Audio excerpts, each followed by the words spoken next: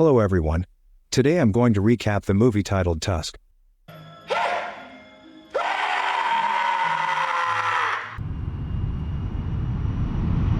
Wallace, a young man with a mustache, and his chubby friend Teddy host a podcast where they tell funny stories, and sometimes make dirty and inappropriate jokes. They run a blog where they show videos that they think are funny and unusual. Wallace tells Teddy about a new video that one of their followers found on an old laptop. In the video, a guy is practicing with a samurai sword, and accidentally chops off his own leg.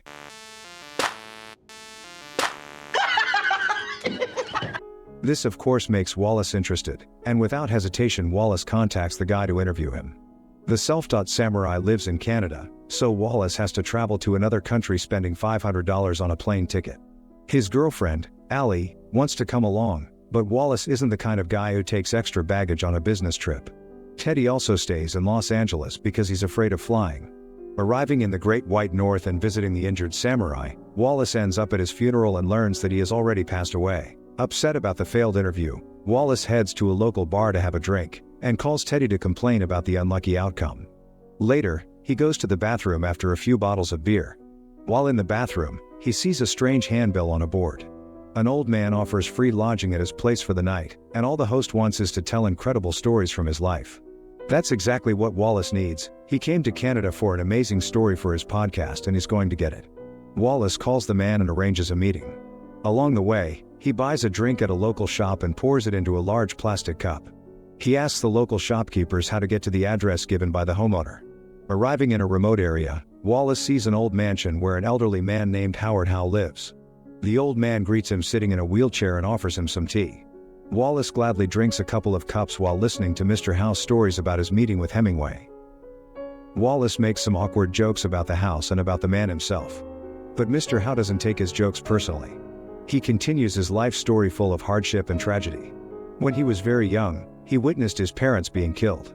Howard then ended up in an orphanage where he was abused. From there, he was sent to a psychiatric hospital. I was raped. I've had things in my mouth that no human being should ever taste. However, it's not what Mr. Howe wanted to tell Wallace. He is now focused on a different story, deciding to recount the day when he experienced real horror for the first time. Howard Howe talks about how he worked as a cook on a ship called Anastasia, which was later wrecked in the northern seas near Kamchatka. Howard was the only one who managed to survive in the icy waters. Clinging to a life ring, he swam for a long time until he was finally rescued by a walrus. Stranded on an island inhabited by this huge creature, Howard would have certainly died from the cold, thirst, or hunger. But the walrus saved his life and fed him. Mr. Howe doesn't get to finish his incredible story because Wallace begins to feel sick, experiencing dizziness and deteriorating vision. Finally, Wallace realizes that it's all because of the tea. He tries to ask questions but is unable to speak, and soon loses consciousness. While Wallace was unconscious, it becomes clear that he's not such a bad guy after all. He loves Ellie, who has been with him since the time when Wallace was a loser and unable to take care of himself. Wallace just doesn't like the old loser version of himself. That's why he became cynical and unprincipled. On the other hand, Ellie tells him that she misses the old version of him, the way he used to be, because he would cry over Winnie the Pooh. As her grandfather told her, the ability to cry proves that a person has a soul, which distinguishes them from animals. Wallace wakes up, sitting in a wheelchair with his legs covered with a blanket, and sees Mr. Howe in front of him. Mr. Howe tells his guest that yesterday he was bitten by a poisonous spider, which caused Wallace to lose consciousness, so he had to call a doctor. The doctor found Wallace's leg in a terrible condition. It was swollen, and to prevent the infection from spreading, the doctor amputated his leg. The news, as well as the very sight of his leg cut off at the knee, horrifies Wallace. He doesn't believe the old man's story and demands his phone to call his family, but Mr. Howe refuses, saying that the doctor took all the phones away to ensure his patient's rest and recovery. At dinner, Wallace learns that Howard Howe can walk and that the wheelchair was a ruse to create the image of a helpless old man. Now came the rain and washed the spider out. Unable to move around on his own, Wallace hears his phone ringing in the room. It's Ellie calling him because she hasn't heard from him for 3 days. Unfortunately, Wallace doesn't get to the phone in time. And when he calls Ellie back, she doesn't answer the call. Ellie complains about Wallace to Teddy, explaining how sometimes she is unhappy with him. Wallace leaves Ellie messages and then calls Teddy, but Teddy doesn't answer even though he sees the call. In the morning, Both Ellie and Teddy find 2 voicemail messages from their friend. He tells them that a psychopath has kidnapped him, cut off his leg, and is keeping him in a remote area in Canada. For Wallace, the attempt to contact the outside world ends in misery. Mr. Howe hits him on the head with a walrus bone. Wallace passes out again. Your life as you knew it is over, Mr. Brighton. Upon coming to his senses, Wallace sees that he has lost his second leg, and his arms from shoulder to elbow are sewn to his sides. Some of his teeth are missing, and he has also lost his tongue. Now he can only groan like an animal. Mr. Howe says that walruses can't speak, which is why he removed Wallace's tongue.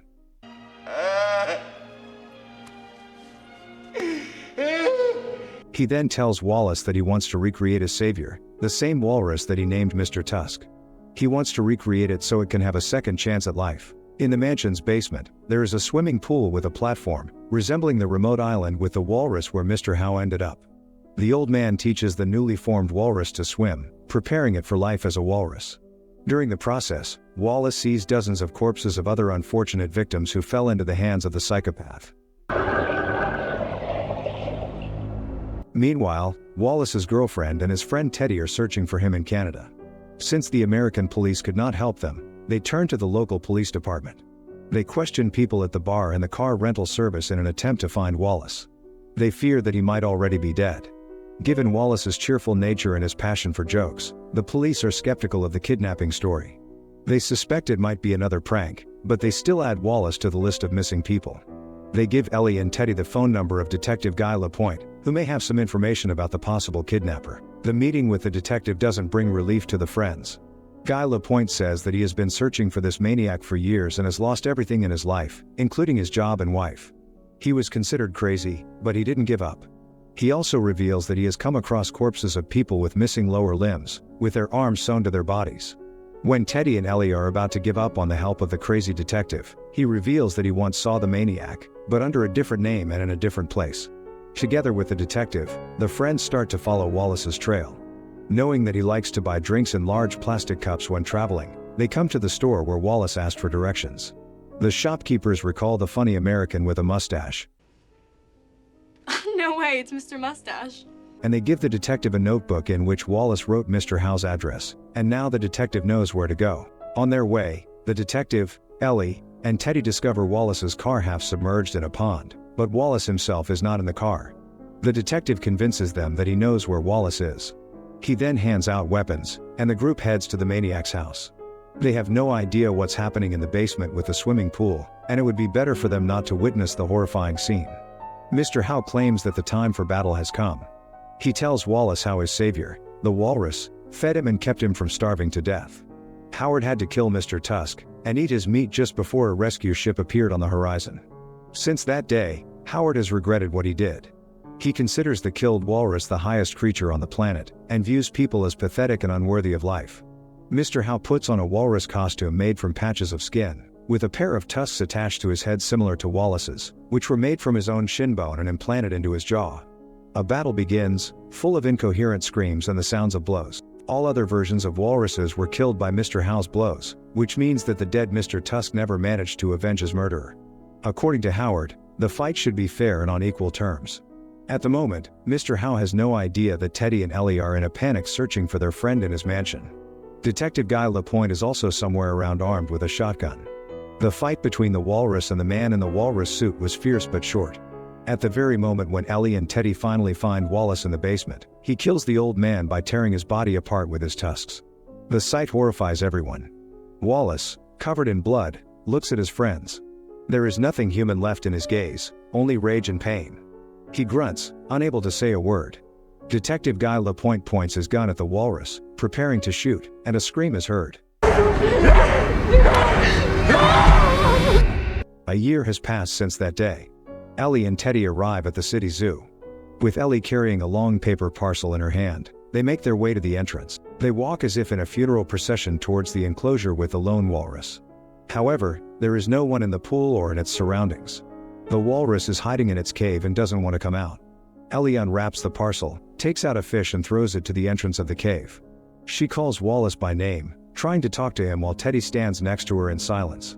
Finally, the walrus comes out. He gratefully eats the fish and gazes at his old friends. But they see nothing human in his face. Ellie cries, remembering her grandfather's story, who said that tears distinguish humans from animals and prove that one has a soul. She tells Wallace that she loves him. As Teddy takes the girl away, a few tears roll down from the walrus's eyes.